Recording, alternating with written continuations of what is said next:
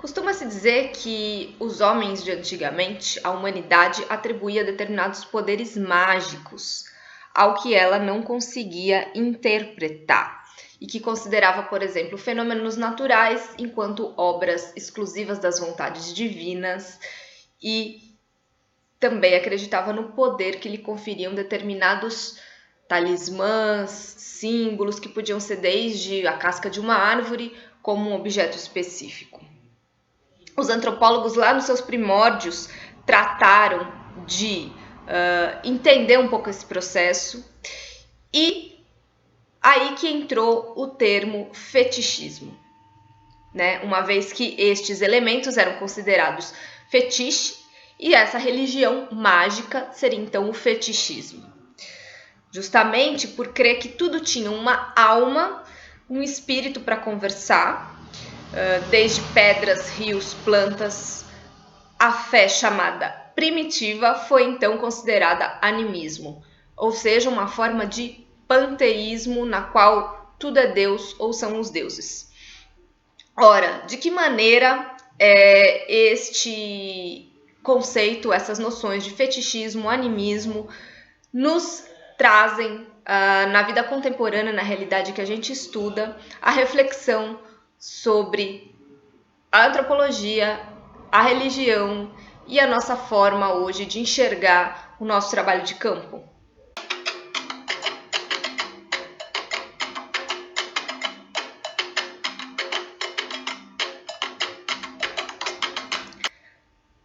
Aqui está uma série que a gente começa hoje para discutir todos esses elementos: fetichismo, animismo, primórdios da antropologia, evolucionismo, religião, magia, ciência e os destinos da antropologia.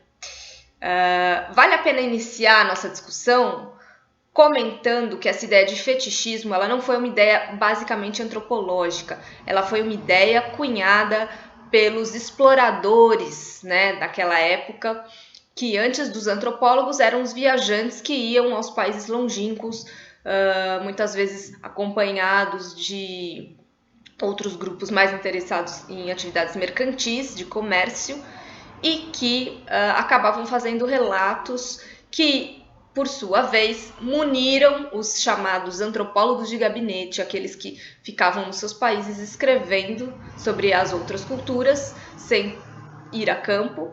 Então, eles eram baseados nesses relatos desses viajantes. E a ideia de fetichismo, então, começou a ser usada porque havia exploradores, havia comerciantes europeus e que estavam, então, em expedições na África Ocidental, por exemplo, em que eles perceberam que os seus habitantes usavam pedras, amuletos, um conjunto de ingredientes presos numa trouxinha, por exemplo, e que eram vistos como dotados de um determinado poder, um poder mágico, né? E, aí começou então pensar em feitiço, em feitiçaria, pois esses objetos de alguma forma eram considerados como capazes de realizar esses elementos de feitiçaria, e essa entidade espiritual que habitaria então esses objetos era para eles, não para os nativos, não para as pessoas que realmente cultuavam, mas para quem vinha de fora, um deus falso, né? Uma vez que eles eram cristãos e queriam também impor a sua fé cristã. Muitos nem queriam impor a fé cristã, quando eram os comerciantes protestantes, eles simplesmente queriam fazer comércio, mas de alguma forma havia sim uma tentativa de explicar a partir do seu ponto de vista, ou seja, nada mais, nada menos, a partir do seu ponto de vista. Afinal, nada mais, nada menos comum nessa época do que a gente chama de etnocentrismo. Você explicar a lógica do outro com base na sua lógica.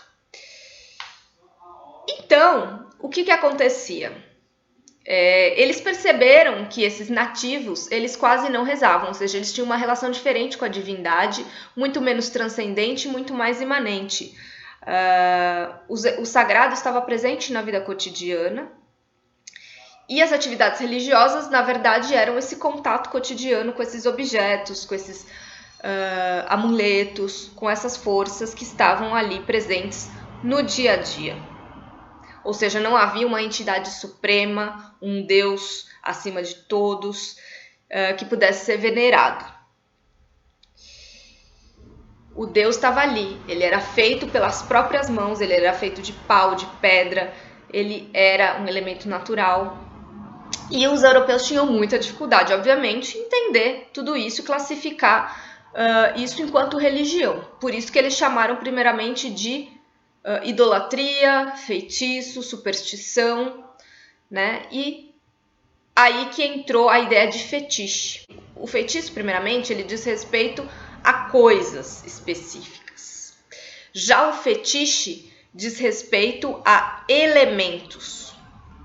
Ou seja, antes de se fazer um feitiço, há que se ter um fetiche, há que se ter um elemento, né? E um fetichismo também seria considerar os rios, as pedras, ou seja, os elementos naturais, como dotados de uma determinada divindade. Ao longo do tempo, essa forma, digamos assim, material de magia vai se tornando sinônimo de uma religião mais rudimentar. Aí que entram as visões mais evolucionistas, que viam essas práticas como pouco espiritualizadas, muito presas à matéria, né? Nesse momento, a gente tem que lembrar que na Europa estávamos vivendo justamente um momento de o Deus está acima de tudo e, enfim, o mundo terreno não tendo tanta valia. E aí, então, esse modelo, esses contatos, eles oferecem justamente um ponto de contraposição. Então, como que os europeus, dentro da sua ignorância e dentro do seu poderio, digamos assim, ideológico, sobre a construção da verdade sobre o outro, tratam essas práticas? Bom, eles vão dizer que essas populações eram ignorantes, eles não entendiam as causalidades mecânicas e, ao não entenderem o poder da ciência, o poder da razão, eles então tinham medo.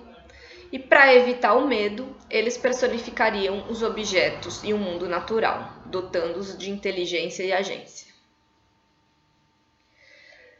Ou seja, em primeiro lugar, há aí uma visão de reducionismo intelectual, de racismo, obviamente, e que, de alguma forma, busca impor uma determinada visão de mundo, que, de alguma maneira, justificaria ou poderia justificar a dominação, uma vez que, se eles não são dotados de razão, há quem seja e esse outro pode dominá-los.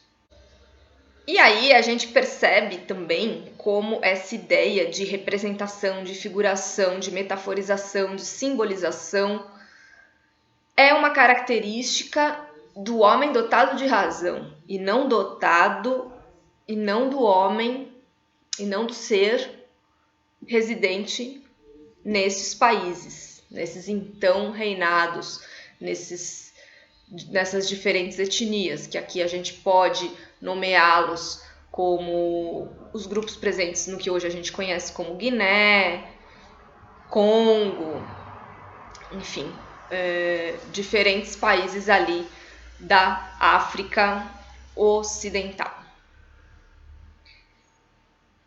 O que está aí por trás, então, novamente, é uma ideia de primitivismo, um racismo epistêmico,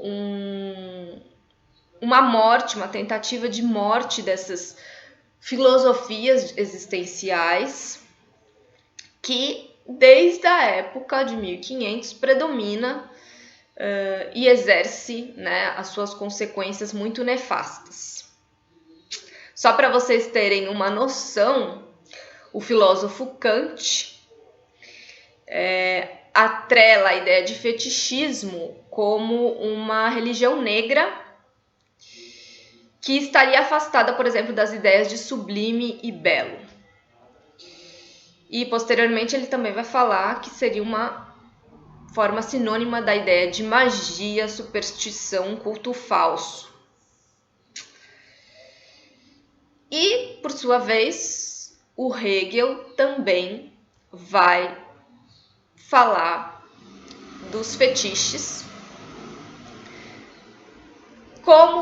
e não só dos fetiches, mas toda a cosmologia que os europeus de fato não entenderam, mas como todas essas visões de mundo presentes nesses locais